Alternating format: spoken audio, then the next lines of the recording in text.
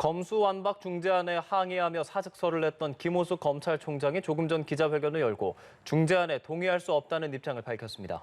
중재안 내용을 사전에 알지 못했다고도 했는데요. 자세한 내용 대검찰청에 나가 있는 취재기자 연결해 알아보겠습니다. 박수주 기자.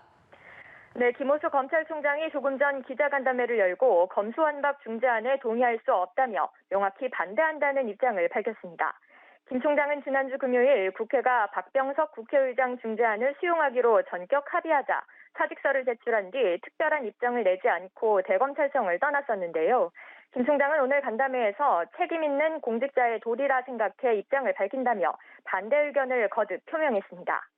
검찰 수사권 박탈이 위헌 소지가 있고 지난 대선은 물론 지방선거가 치러질 걸 감안했을 때 선거범죄에 대한 수사권이 갑자기 폐지되면 상당한 혼란이 예상된다고 강조했는데요. 이른바 한국형 FBI 중대범죄수사청이 출범하면 최소 1년 6개월 내 부패와 경제범죄도 수사할 수 없어 공백이 생길 것이라며 갓 출범한 중수청이 70년 역사의 검찰 수사 역량을 따라잡을 수 있겠느냐고도 말했습니다. 특히 중재안이 사법개혁특위 구성과 함께 중수청 설치 논의를 전제로 한 것을 두고 선 결론, 후 논의로 선후가 뒤바뀐 것이어서 절차적 정당성을 확보하기 어렵다고도 강조했습니다.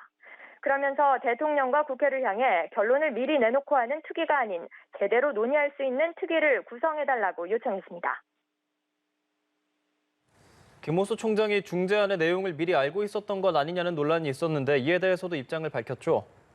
네, 그렇습니다. 지난주 중재안 합의 후 검찰 내부에서는 박병석 국회의장을 비공개 면담한 김 총장이 중재안 내용을 몰랐겠느냐는 반응이 나왔습니다.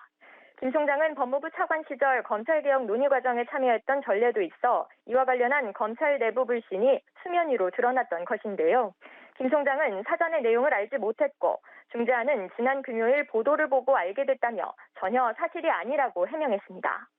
박 의장에게는 2019년 검찰개혁제도 사개특위에서 1년 3개월 논의를 거쳐 입법이 이뤄진 점을 상세히 설명했고 검찰개혁 방안을 전달했다고 설명했습니다. 김 총장은 국회 법사위 외에 여야와는 따로 접촉하지 않았다며 그 이유에 대해서는 정당의 의견을 내는 것은 국가기관으로서 적절하지 않다고 생각했다고 밝혔습니다.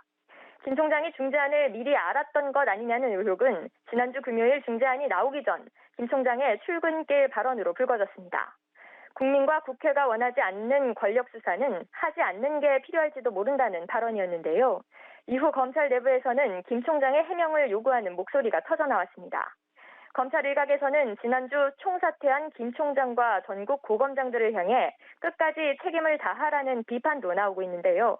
일단 김 총장은 업무에서 손을 떼고 역시 사직서를 제출한 박성진 대검 차장검사에게 직무대행을 맡길 예정이라고 밝혔습니다. 지금까지 대검찰청에서 연합뉴스TV 박수주입니다.